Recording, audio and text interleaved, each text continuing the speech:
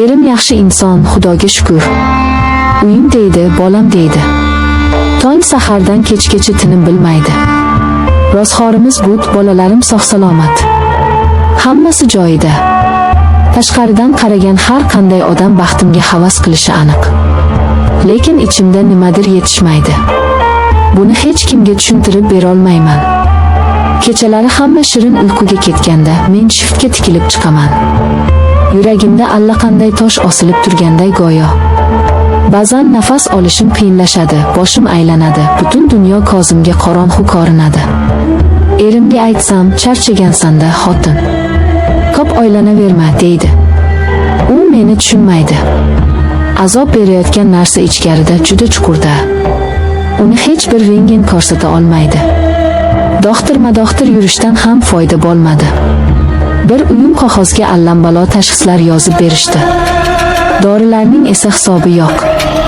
Hech qanday foydasi bo'lmadi. Aksincha, o'zimni yanada yolg'iz va tushunarsiz his qila boshladim. Bir kuni qo'shnimiz Feruza opa holimni so'rab chiqdi. Unga ham dardimni to'liq ayta olmadim. Shunchaki mazam yo'qroq deb qo'ya qoldim. U esa jilmayib, sizga doxtir emas, tabib kerak dedi. Mahallamizning yuqorisida Solih bobo degan kishi bor. Dam soladilar, qo'llari yengil. Bir borib ko'ring, balki dardingizga shifo toparsiz, deb qoldi. O'sha paytda bu gapga unchalik e'tibor bermadim. Tabibmi? 21-asrda-ya, deb o'yladim. Lekin tunlari uyqusizlik, kunduzlari behollik jonimdan o'tib ketgandi. Oxiri o'sha Solih boboni izlab borishga qaror qildim. Yo'l-yo'lakay ming bir xayolga bordim. Qanday odam ekan? Yordam bera olarmikin? Yoki vaqtim bekorga ketadimi?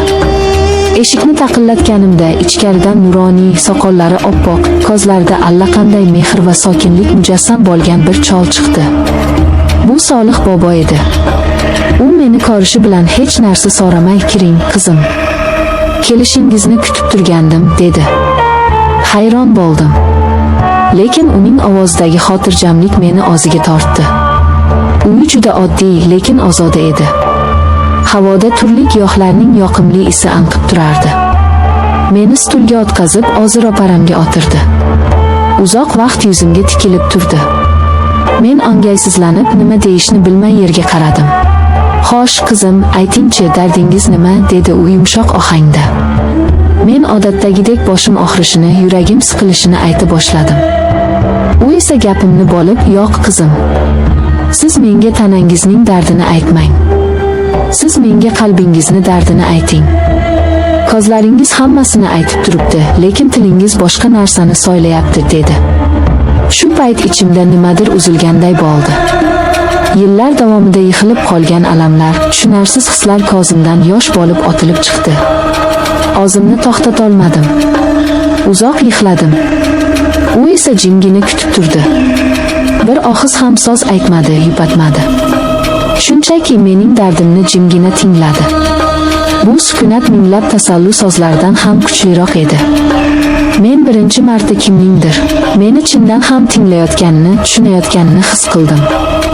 Yig'idan to'xtaganimdan keyin u qo'liga Qur'on olib, boshim uzra oyatlar o'qiy boshladi.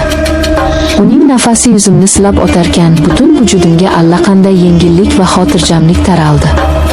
Uning qo'llari boshimga tekkanda, xuddi yillar davomida yelkamda yuk bo'lib turgan dard asta-sekin yo'q bo'layotganday tuyuldi. O'sha kuni uyga qanday uchib kelganimni bilmayman.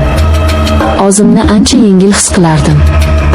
Erim kechqurun, "Kayfiyating yaxshi-ku, dorilaring yordam berdimi?" dedi. Men shunchaki jilmayib qo'ydim. Unga Solih bobo haqida aytmadim.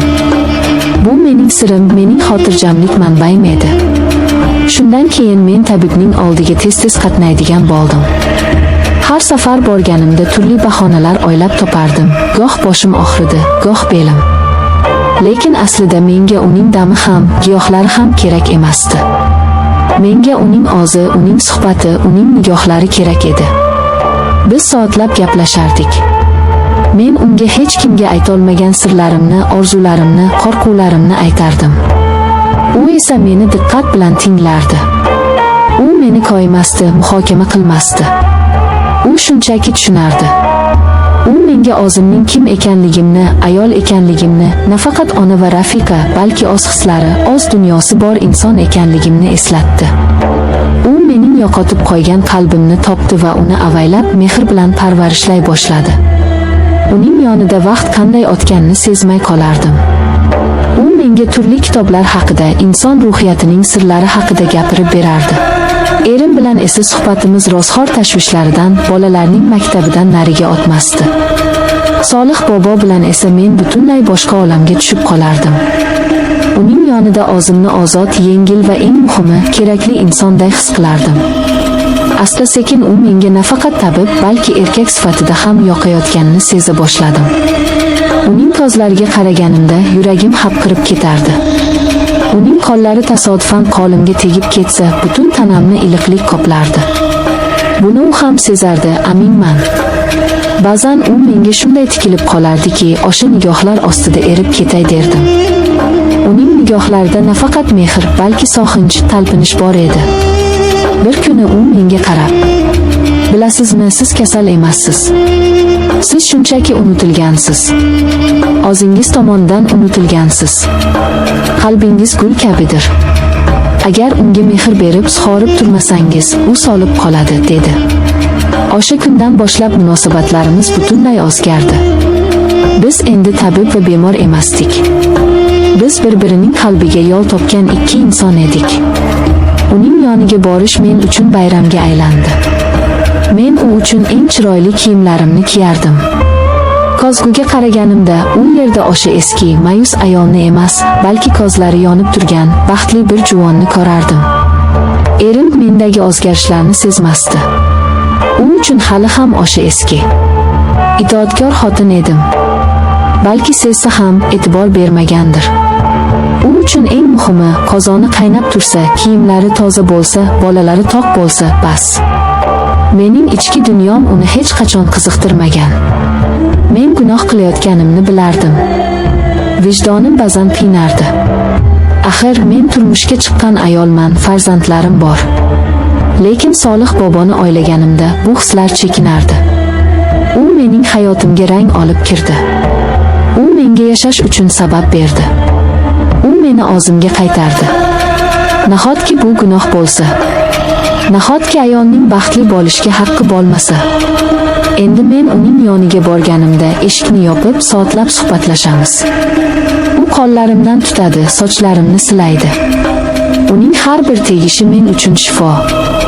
U meni sozlar bilan erkalaydi, shunday sozlarki, ularni erimdan hech qachon eshitmaganman.